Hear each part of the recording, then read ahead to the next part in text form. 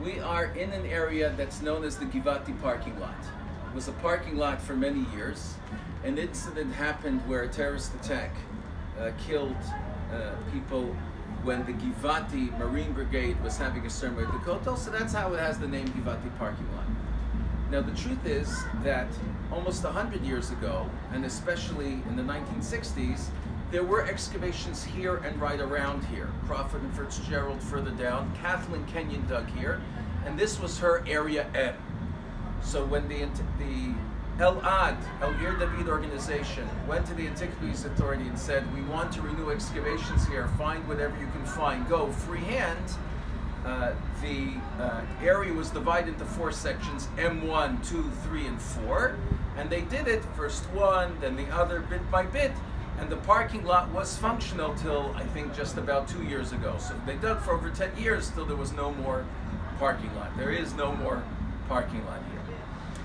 Now, we are on the west slope of the southeastern spur of Jerusalem. The Temple Mount is up this way, and there's a slope whose ridge is 65 meters across. What's called the City of David National Park, and the famous area G is on the other side, on the east side, facing the Mount of Olives. Here we are. Now, there have been many digs here at different times, and the previous dig here that ended several years ago, stopped above our heads and reached Roman areas and Hasmonean building, which is over here. And on the other side of that wall, on the floor, were found remains of an important administrative building from the time of the First Temple, including a semi-precious stone with a woman's name on it used for stamping clay and sealing letters. That was announced already some time ago, and this building was announced as the first public, strong, large, clearly Hasmonean building that's been identified. Tel Aviv University is interested in 2 things. It's interested in going back to the Persian period and understanding better the transition from the Babylonian period and the Persian period and going to earlier periods of Jerusalem, and has all types of questions about that, and has an arsenal of micro-archaeological techniques to bring to bear that can tell us a story that has never been told before. So all those forces are being brought to bear here.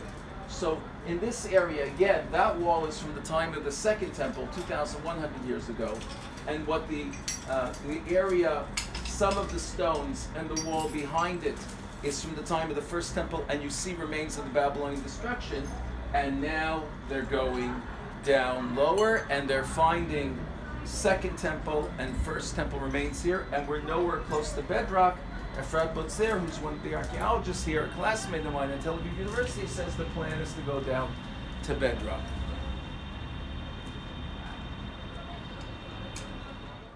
Okay. Okay? Yeah, we're good. Okay, so welcome to the Givati Car Park renewed excavations by the Israel Antiquity Authority and Tel Aviv University. We have renewed the excavations after this area was excavated for something like 7 years before our beginning. And the idea here is to look more into the micro of the stories of Givati. You have large exposures of buildings here, from all the way from the Abbasid all the way down to the Iron Age, and we are now have the benefit to choose where we want to dig, and we are digging in few areas. The one that you're standing here, you're seeing around me the walls of the Roman villa that were exposed before our times, and we are trying to check whether there's a chance that Hellenistic and Persian and Iron Age remains were somehow locked below the floors of these buildings. That just went from 2,300 years ago to 2,400, 500 years ago to 2,700, 800 years ago or plus. Yeah, and not only that we're going down in time, in a way everybody is talking about the Roman times, everybody's talking about Iron Age, but the Persian, early Hellenistic, later Hellenistic, Hasmonean times are underrepresented in the archaeology of Jerusalem. You don't have so much find out of them, and usually if you do have, it's basic architecture. Nobody knows food habits of early Hellenistic times in Jerusalem. Nobody knows about the environment in general around Jerusalem. And these pictures are the ones that are making up the story. So we are probing in few areas, like the area we're standing now, and like the area I will take you, you'll be able to see later. Probing and getting, you know, hands-on on the stratigraphy and the more minute stories of the archaeology of Jerusalem. Hi, this is David Willner. Barnea And we're talking today with Professor Yuval Gadot. Barnea, a little background on our guest today. doesn't profess to be a professor, especially in this building. Be very careful. Overseas, we can make him a professor, but here he's Dr. Yuval Gadot, but the rising star. To jump. I'm not foreshadowing anything. No. Maybe you know something I don't. Yeah, it's We're sitting in Dr. Gadot's office surrounded by pottery of the periods that he works in. And Dr. Gadot specializes in the area of Judah and Jerusalem, but the whole area of Judah, and is focused on the kingdom of Judah periods before, afterwards, the transition from the Babylonian Empire to the Persian Empire, which is it is in these halls. And we are here particularly today, not in his role in digging in Tel Azekah, and not in his role of digging in the Emek Rephaim, and not in several other digs, right? But because Dr.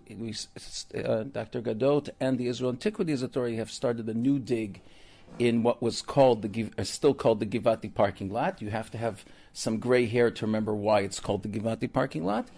And he's also digging elsewhere in the southeastern slope of ancient Jerusalem, which is in the area of the City of David National Park. You saw how delicately I phrased that? you know, Saw that? it's not just a question of remembering the Givati parking lot. It's actually having been able to park. Oh, you in parked? the parking He lot. actually. Yes. Can I shake your hand? You could shake my hand. If you drove, you'd be able to have parked there Right, too. that's right. I went with tourists. We parked Yeah. there. Okay. But I didn't park on the lower levels. I parked on top. I've been in the Hellenistic with my car. Yeah. Why are you digging there? The Givati Park. Yes. Car park. Car park. Very good. Car park. This is one of the widest areas exposing the western slopes of the city of David. I don't know if you know this, but whenever somebody is reconstructing the city, it's always the ancient city. It's always a view from the east to the west, because in the east the feeling is more confident. We know where the walls are, we know where the houses are, we have the kind of shadow of how the temple may have looked like, something like that. But the western extension of the city, this is an area unknown at all, and everybody avoids that in reconstructions and so on. It was dug once by Crowfoot in his team, and the second and the largest excavation until now is the Ron Ben-Ami in Yana Chekhanovich. Their And Kathleen Kenyon touched it. touched a little it. Yeah, bit. there were other touch and goes, but in like large scale excavations. And since then, the last excavation it reached a moment that it's stopping, and it was a salvage excavation. They dug because one day maybe a building will be built there, and they had to follow the contour of the building to they were limited in this respect. Now the area is standing waiting. Nobody knows what's the future going to be like. And we asked to go there and dig, but dig in a way that we can ask specific questions. So this is an academic dig and not part of the salvage excavation. In terms of the salvage excavation, they're happy, they're done. It's gone. It reached an end. So they're now waiting. you're running against the clock that while you have this window open, let's find out as much as we can, because anyway it's going to be covered over. About the anyway, I don't know. Maybe it will stay open. Nothing was decided until now. But the place is there. They reached really interesting results, and there is more to be done in order to fine-tune the picture, in order to get a better reconstruction of material culture than was done before, to apply the sciences the way I do that. And the Antiquity Authority, Israel Antiquity Authority, they were happy with this idea, so we are collaborating. I'm working together with Yiftach Shalev. Okay. Hello, my name is Yiftach Shalev. I'm an archaeologist of the Israel Antiquity Authority, and I'm the director of the excavation, the renewed excavation here at the Givati parking lot. It's a core project. You tell me. Okay, it's a core project of the Israel Antiquity Authority and the Tel Aviv University. And the goals of the excavation here is to reveal new remains of the ancient Jerusalem, especially from the early Hellenistic, Persian, and late Iron Age periods. Right now what we see behind me are two walls of a large structure. You see these walls are built from ashlar stones, dated to the early Hellenistic period, which is new finds for Jerusalem, because this is a period which we know very little about. How many years ago are we talking? We're talking about the 3rd century BCE, so 2,300 years before our time. And what we got here is a big structure. It's probably not a private house. It's quite large, built of ashlar stones. The walls. Ashlar means it's well cut and defined and designed. Right. The walls are quite thick, and the structure itself is quite big. And as I said, it's new finds in Jerusalem. We know very little about the period. We know that the city was surrounded by walls. We know the stories from Josephus Flavius, from the Book of Maccabees, but we don't know much about how people actually lived here, because we found very little remains of the houses themselves. Right. So when I was in the tour guide course, this period that the Israel Antiquities Authority in Tel Aviv were looking for, we were told there's not much for you to see, there's not much for you to know. So you're talking about the end of the First Temple period, the Babylonians here, and then transitioning into the Persian period and into the Greek period. Before the Maccabees, we have almost nothing to look at physically. So this is an important find, and it's only 60 feet below surface, so it's quite easy to come across it here. Yeah, and as you can see, it took some time. We're standing below the yard of a very large Roman villa that was here. So we start digging from the surface of the Roman villa down and hitting earlier period. That's what we see.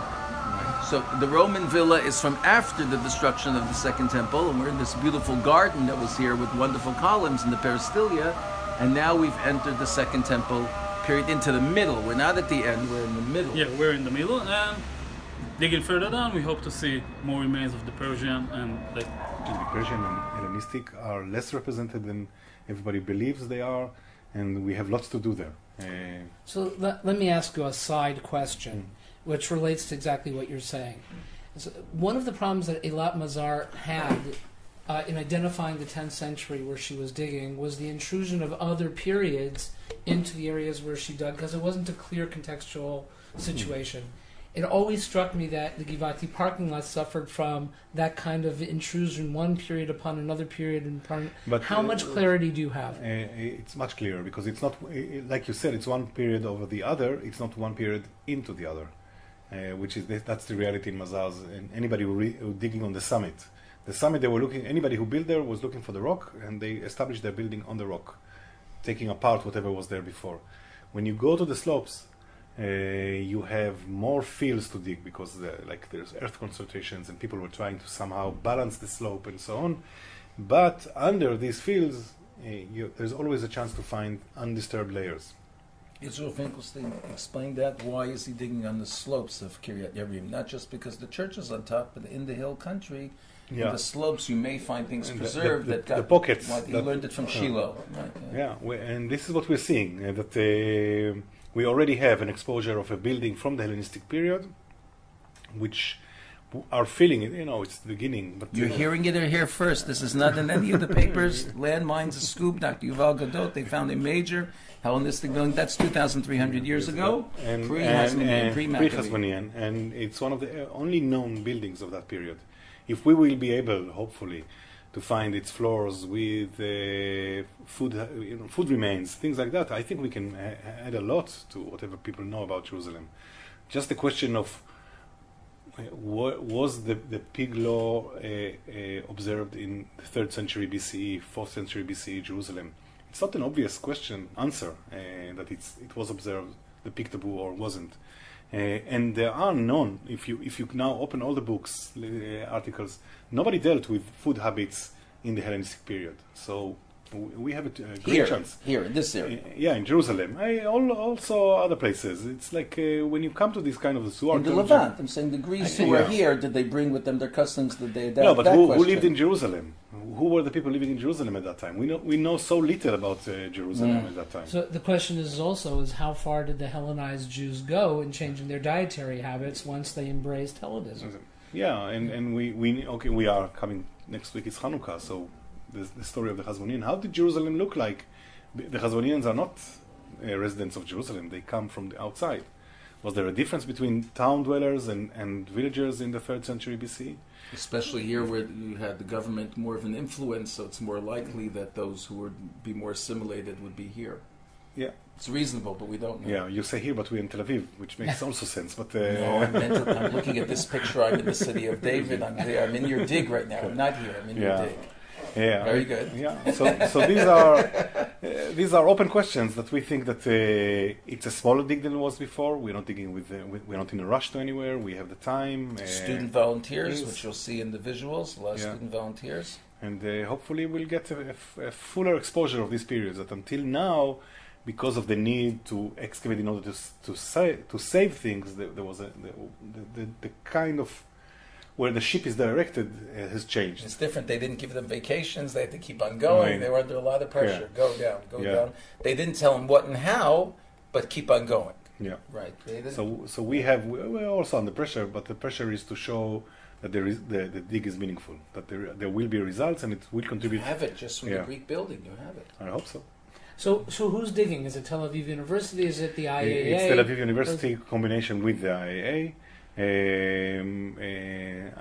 The team is built from it's 2 students, MA students, former MA students of Tel Aviv, who moved now to the IAA, but they are working in this project. They are Efrat Potzer and Nitzan Shalom. They're working under the IAA, not under us? Yes. That's fascinating. Yeah, they moved there. Efrat has other projects. Nitzan is only doing the Givati excavations.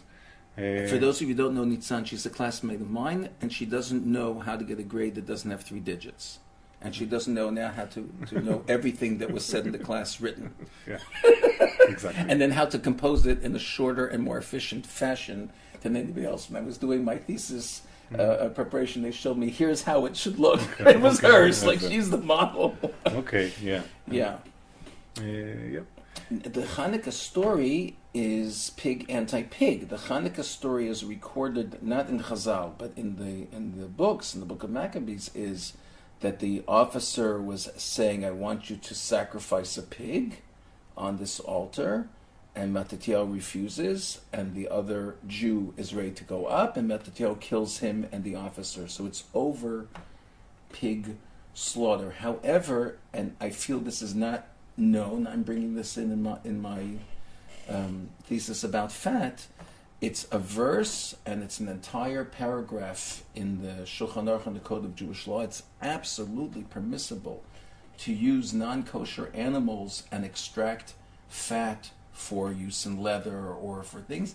There's a industry. There is a discussion in later commentaries, right? Can you use pig fat for cosmetics, which is you're going on your skin? Some say yes, some say no. But to use it for working leather and for lamps and everything, and it's finding a pot, an azekah of pig fat, does not mean that it was not Israelites or Judahites, because it's in the story, unless you can differentiate between the kitchen and the workshop. But here you're finding in the workshop, and this is the best fat. It's an ancient Jewish word, gesundheit, right? So, and you have to be careful of not always saying that pig is a marker that it can't be Jewish. It can be. The context now becomes more important. Yeah, there was a commentary, the nephew of Hadrian, his name was Oinkelus. I deal with this a lot, but we're both... All right. Fair. So we're in the period of the 2,300 years ago. Can you describe Jerusalem? Can you tell us what's going on in Jerusalem? Give us a little bit of a sense. It's Greek to me. It's nobody knows. It's very little is known physically. The feeling is, we know, but no, it's a dark spot. It's a dark spot. The Second Temple period has these pockets of pockets. Missing information. I think it has pockets of known information. Of known information, yeah. If you look at all the Persian period and then the early Hellenistic, we are in complete fog.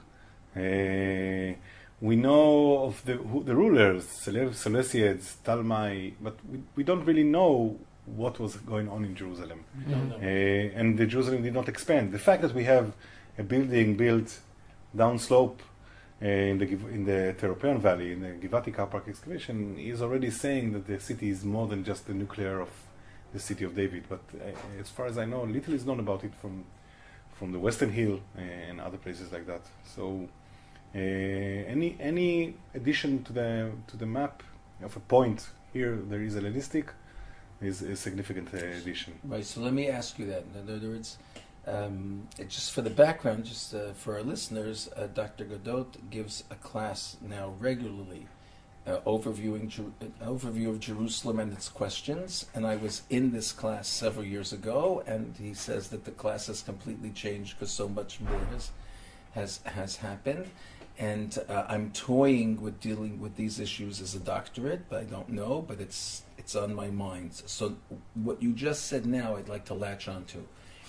There's a discussion in several periods of where was the kernel of the city. Was it on the southeastern slope? Was it up where the Temple Mount is? Or is it in the area to the west called Mount Zion? And were they all built simultaneously, or is the original city in point X and then it spread?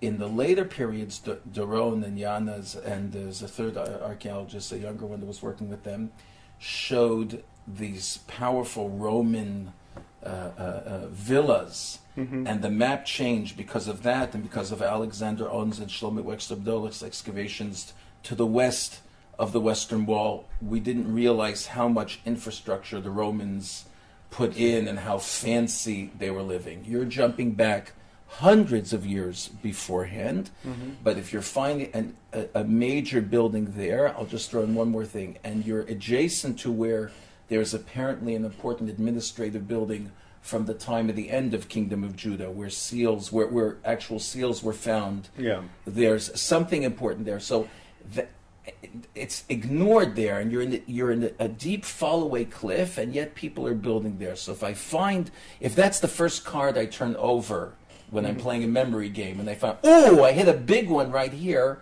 what are the implications of where I would expect to find the city in the general area? Oof. It's hard because I think the first card over is still the spring, and we are far away from the spring. And right, and you didn't find the Hellenistic in the spring, right? Nothing was maybe found. A pod or something, but nothing. Nothing. Right. So the city in the Iron Age, it definitely reached everywhere in the late Iron Age. Right. Now the question is when it was renewed and began to evolve again, where was this? Where was the core? And I would say somewhere along the Ophel, the outskirts of Temple Mount itself. To the south of the Temple Mount and the north of the slope. Something like that, yes. But wasn't there a deeper valley then? Isn't it filled in? But we are seeing that it's we are seeing that they are building according to the steps of the valley, and the steps are a little bit artificial. I think that the steps from the Iron Age already are artificial. But this is another aim of the excavation. So interesting. So do you think that whatever was going on in the Temple Mount is why, even if it's not the most convenient place or the most defensible place, but I have to be nearby, so I'm going to have buildings there? I think so, already, yeah. So it's still the influence of the Temple Mount, which is dictating where I have to be. It's location. This is when it's becoming like, maybe it was there like that in the Iron Age, but definitely, yeah. No, I could simply follow. If the infrastructure was there in the Iron Age, I'm going to use that infrastructure and keep on going. Okay, I'm not sure. I'm not sure how much of it survived and how much was it comfortable to build your house on a ruin. The fact is that the eastern slope of the city of David was abandoned after the Iron Age because it was full of rubble and collapse. Right, but don't the Greeks usually go to bedrock, clean everything out, and build on there? Like the Persians. They like flat areas in order to build, but I don't think it was a Greek city. First of all, it evolved as a Persian in the Persian period, and second, it's a highland site built by localers. Right, and they may be building a building, but it's not a design. So you are deep in the Givati parking lot, and there are many, many periods over here, and all of a sudden we're seeing a chatach, we're seeing a slice, we're seeing a section of history. Take us from top to bottom. How does it work? Okay, so what we got here, the walls that you see behind me, up there, these are the walls of a Roman villa, a huge structure from the Roman period that was here covering basically all the area. How many years ago? We are talking about 2,000 years ago. Okay. The column that you see here above us are the column of the courtyard of this villa. Okay. Going further down, you see the walls going down, and then we see layers of soil and large stone collapsing. This collapse was lying on a floor that is part of an Hellenistic structure. So we just moved down from the Roman period about Several hundred years down. yeah, right? This structure is dated to the 3rd century BC, and the stone that you see behind me collapsed from the walls of this structure on its floor. The section continues down, and below it we got more layers of dirt, of soil, and the finds from this dirt is now dated to the 4th century BC. So we're going further down, and we hope, probably continue digging, to find remains of the 5th, maybe the 6th and 7th century BC, so the Persian, hopefully Babylonian, and going down to the late Iron Age. When you went to the 4th, you're still in Greek? 4th You're century? in Alexander time? Yeah, the 4th century starts with the Persian period and ended at 332 BC. This is the date when Alexander the Great conquered basically the Levant and the whole area. Okay, so we may even get the chance to smell Alexander here, maybe. Well, hopefully, yeah. They like flat areas in order to Right. build, but I don't think it was a Greek city. First of all, it evolved as a Persian in the Persian period, and second, it's a highland site built by localers. Right, and they may be building a building, but it's not a designed Greek Yeah. city. So that's fascinating, because You I'm wouldn't not. see a Greek city if you were to come to Jerusalem the 2300 years No, ago. I'd I don't see think some so. Greek You see- architecture there. Yeah, You see- would see influences. And other, right, you would see Greek and other influences.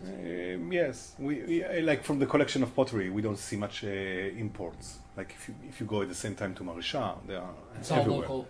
It looks very local, very local. Like they are Here it looks local. If you What- go to Marisha, you Well, see okay. the imports. What would you say distinguishes the features of local pottery at that time? nothing. Nothing. Dull, Very just. dull functional pottery. Uh-huh. But you see it from the clay that it's local clay. Right. That there are no at least not visible interconnections or things like The that. fact that it's dull indicates a certain level of wealth and development of the society. No, I think it's simply the vessels are most of them are Functional. Yeah, you need something to store the grains. You need something to eat with. There's no you don't. But I don't think it's like because they were poor or something like that. Or, I just want to stress from the listeners, you're basically talking about a few square feet that have been exposed, you know, like a... okay, no, but Just Hellenistic a pottery, glimpse. yeah, the Hellenistic pottery is known in Jerusalem. But most of the cases it was found in no context. I think Not in context, yeah. found in fills. Yeah, and I think now we have good context that we will be able to say. That's another first, right? It's a continuation. It's another, nobody knows the story. That's why we're here. Nobody knows the diggers. They see tents. You see the tourists looking down. You know, something's going on there. And then wearing the tour guide license, you can make up whatever you want about what they're doing there, etc. Now, there isn't a Greek find that is controversial and has been controversial for over a century, that some consider resolved and some is not, and that is, has the Chakra or Akra fortress described in the book of Maccabees and Josephus as sitting there for a quarter century, even while the Maccabees are there in the city, is it sitting right next to where Quarter century you are is digging? 25 years. Yes. Right. Okay. Yeah. Yes. We are digging by where Doron Menami and Yana Chechanovich claim they found the Chakra and the glacier of the Chakra. There is a student now writing her PhD. I say, let's wait, give them the chance of publication, and then start arguing with I them. say we pressure Ayala Zilberberg, who's sitting one room away from us, right and left. Let's come out with ideas. No, come out of there, Yeah. they're fine. But they need first to really publish this thing in order for us to start discussing whether. I tend to agree with them, but I don't see the details at the moment. I see the big picture. And you're not you're digging a few feet. You're digging literally alongside that. You're not We're digging on it. Alongside but below it. We are digging things that are earlier than the Chakra. Right. So right now you're in the Hellenistic period. You've touched some Hasmonean finds also in the area. You're not yet at Persian or First Temple in your dig. You have it next to you, but not under you. Yeah, this can change in a day or two, but yes, Right. the direction is that we hope to find Persian things. Really hope. It's very hard. It's even harder than the Hellenistic, and The Iron Age is probably waiting for us below, yeah. I would suggest that you time your dig with the calendar. It's now right before Hanukkah, and you're finding the Greeks and Hasmoneans. Keep on going, and by Purim you'll find the Persians, right? It's the She natural works in an revolution. academic institution. She's in Tel Aviv University. This is not the IAA. But I took it for, like, I noticed this and I will try, I'll do my best. Yeah. Now, could you please, Dr. Gadot, give the background? I'll introduce it. When I took the tour guide course in the mid-1990s, they said, we don't have anything to show to you from the Persian period, so you don't have to learn about, we mentioned it, and then we went on. They said maybe there's one thing in the Israel Museum. I forgot. They said there's one thing. So it was a black hole. And the focus in these halls, and third floor of Gilman now, and then the second floor of Gilman and Tel Aviv University, is on the Persian period. What is this coming from? When you say you hope to find the Persian period, why is that a focus? Start from Breshit. The thing is that when this creature that's called biblical archaeology was defined, everybody were sure, the archaeologists at least, that when you're dealing with the days of the patriarchs, you need to go to the Middle Bronze Age, and when you're dealing with the birth of Israel, you need to look for the Late Bronze Age, and so on. With the realization that the text is much more complicated than we thought before, and it has a lot to say, not so much about the Middle Bronze, but more about periods that are after the destruction of Judah in 586, comes the realization that nobody ever attempted to look at the text now as a later creation and to put it in context, not in the Middle Bronze Age, but in the Persian period. If you want to understand the mentality, the physical template that these scribes are sitting in, even if they are only editors, and some of the text is early, but they are editing it composing it into what it is, then the Persian period is the time. So again, for our listeners, in biblical criticism circles, which Dr. Gadot is representing now, texts referring to earlier events are composed in the beginning of the Second Temple period in this time. Not composed, edited, I think. Or edited, as you wish. Well, 586 would be the end of the First Temple period. Yeah. And Still some of have the a gap. and in these circles, it's considered later, and it's looking at it differently. But there's another element here, which is called the Tel Aviv approach, which is, let's look at the archaeology completely separate from any text. Let's look at the lab results completely separate, right, from anything. And then let's look at the text with the tools given to understand the text, and only afterwards make the synthesis. So what you're saying is that people generally went with, we'll call it a fundamentalistic approach, and therefore didn't see or weren't noticing or were looking different things, and you shook the blanket and said, let's look at it fresh. But you still need to look at the archaeology qua archaeology. Sure. Archaeology will be creates an independent picture it's not always related to. Right. Archaeology is about behavior, and we're looking for behavior, and hopefully we'll get a picture of interactions, climate, behavior, everything in these unknown periods. These periods were literally ignored. If you wanted to learn archaeology, you could do prehistory, and then you can do biblical archaeology, which means the Bronze and Iron Ages. Right, or classical. Or classic, which means Roman and later. Right. And the Persian and early Hellenistic periods somehow skipped. Fell between the chairs. Right. I looked in 2008-9, I looked into going into Hebrew University, and was told you have to choose your main one and then go one up or one down. Yeah. That wasn't on the map. Yeah, Just wasn't on no the map. option. Here. No, here you. Here. In Persia, they didn't ignore the Persian period. Yes. No, for sure. It's also longer. Yeah, these periods were the twilight of things, and now its realization is that if you want to look to create yourself a bulk of time, the meaningful bulk of time is from somewhere in the Iron Age to the end of the Hellenistic, to the creation of the Hasmonean kingdom, something like that. This is like a good bulk of time of imperial rule over the country, local versus global, all kind of So conflicts. it's a very rich area that's been in the dark, and you're beginning to shine the light on it. We hope so. Yeah. And you hope that this area, the Givati parking lot, is at least a pocket, but maybe more. But because there's so much over it, you're so deep down, you are 30 feet below surface level. I have no idea what feet are, but something like 7 meters? 10 7 meters, right? 7 times 3, right? So Okay. it's 21 feet. 20, right? But it's over 20 feet. In some places, it's more than 20 Yeah. feet deep. Yeah. From where we used to park, right? And you're on the slope, it's more confusing, right? So that's the focus of why look there. Oh, very good. So far you have a Hellenistic building of some stature. You're finding traces. I don't want to give away information that I heard on site that you're not saying, but you found some traces of the Maccabees, which cause as a reevaluation of their presence there in both directions. Some things that were considered earlier Maccabees, some things that weren't recognized are really older.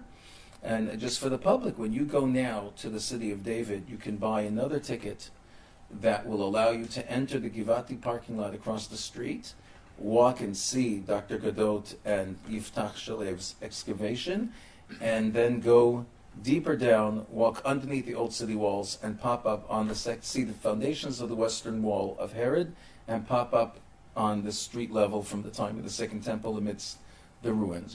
The way that it's called technically here is called "I'd like a ticket to Davidson." Okay. I think it's That's a how you Beatles ask, song. Yeah. right? Because Bill Davidson, of blessed memory, gave money for a tremendous amount of excavation there, and for the visitor center, which is now being expanded and continued. His family's continuing it, and I don't know if you're aware of this. If you're tracking it, we watch this every day. He owned sports teams.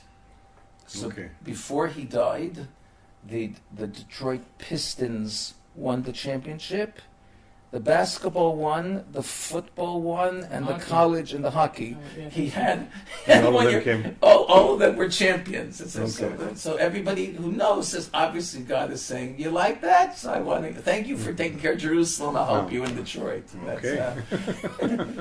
that's right. He had 3 winning teams. Lo היה דבר כזה. Yeah. There was everything like it. One owner, this many teams, they all win the championship in a row. In Detroit. In Okay. Detroit. In Detroit. Right. Okay. More questions. And it's beautiful that students are able to there's it's a 3-year-old high school seminary in the Jordan Valley. These girls were so proud of us. We started with 20, now we have 80. We're digging here, take pictures of us. We tell want to everybody. be interviewed. We We want to wanna be on be interviewed. Facebook. Okay. Right. They want to be famous. That's right. That's It's a profession to be famous. Yeah. It's not something they apply It's for. the that. goal. Yeah, It's the goal. that's the profession. And when I ask my son, So- "What do you want to do when you're old?" I want to be famous. It was a promise to Abraham. Right. That you'll be famous. They promise. But I just watched this up close. I've never seen anything like it. When a person is famous and everybody knows their face and everybody stops and asks for an autograph and everybody now wants to take a selfie and breaks through the security guard circle and stands right next to the person and turns a selfie. That was Will Smith. I just watched that because it was unbelievable. Unbelievable. So he was not able, he had to skip a lunch that was prepared for him Wow. with all the food because the time that it took up when he stopped to take pictures with people. Dr. Gadot, we wish you a lot of success in finding all types of historical revelations and in your bag of tricks, particularly here in Tel Aviv University, but in general in Israel, the micro-archaeology is coming in, so you can examine things that have been looked at. Exactly. This is the feeling that if you come with a different approach, it's always appropriate to dig again, because you're going to get different results. You're not just walking on the same footsteps that people walked before you. And we are trying all the time, and to be ahead, to try new things. Yeah. We're in December 2017 when this is being recorded. How long do you expect to be digging there, do you think? Givati car park is going to be ongoing all the time. Maybe we'll take a week there and a week here, but the idea is that the excavation is ongoing all the time. Until they start building. Yeah, the moment the building is coming up, then we step aside and it's a different ball game. But right now, as long as it's stuck in bureaucracy, you have time. Yeah, and, Very good. and They're we're in planning Israel. to make the cable car come onto the roof I of know. this building, and I then, know. but our Well- listeners don't. And then you'll walk underground on the Second Temple period path, and that's the way they're doing Yeah. it. But let's hear about handicapped access for those who aren't doing that, right? They're not thinking it all the way through. My wife is dealing with this. Okay. We'll have it at Mount Zion, good. And how will they come through Zion Gate? And how will they get to there? And what will they see? Right? There's a meeting this week, next week about it. What would satisfy you academically, where you could say, I was here and I now understand what I didn't understand before? First of all, there's never a full stop. Like somebody who can always find new stuff. What will satisfy me is the ability to write a coherent book about Jerusalem that puts everything together into a big picture, one good A picture. context for Jerusalem from when to when? From Yeah. if I could, from the Middle Bronze Age all the way to the let's say the Hellenistic, not more than that. But for But the to have a full information in each period, including those yeah, that have to been feel blank. to feel a bit more confident. Every period has its what you know and what you think you know, and changes all the time. There is a need to get to a point that you say, okay, I think I can start summarizing. I don't feel we are there, and there is an urge to do that. Fill in the story of Jerusalem. That's an amazing goal. And this is just a commercial. On the west side, you are revisiting old digs in order to... On the east side. I'm sorry, on the east East side, side. on the other side, yes. On the east side, we are visiting all digs in order to apply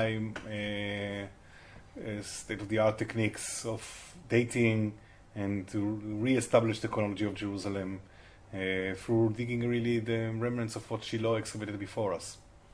But the idea is to get absolute dates rather than just relative dates. Instead of just knowing this period is on top, can you actually say in this year is when... Yes, it we changed? want to understand the process of Jerusalem growth in the Iron Age, Persian, Hellenistic, Roman. Every time you have a layer that is amazing and you see it everywhere, it means that there were 400, 500 years of slow, gradual development that are hiding from the archaeological picture. Right. Okay, so we're going to ask to discuss that project with you, which is a project that a few different partners and a few different excavations are participating in the Absolute Dating of Jerusalem. And we look forward to doing that sometime in the not too distant future. Dr. Yuval Gadot of Tel Aviv University, thank you very much for your time on this day. Thank you for coming and asking these questions. It's our pleasure. This is Barney Levi And Sullivan, David Willner, thanks for being with us on the LandMinds podcast.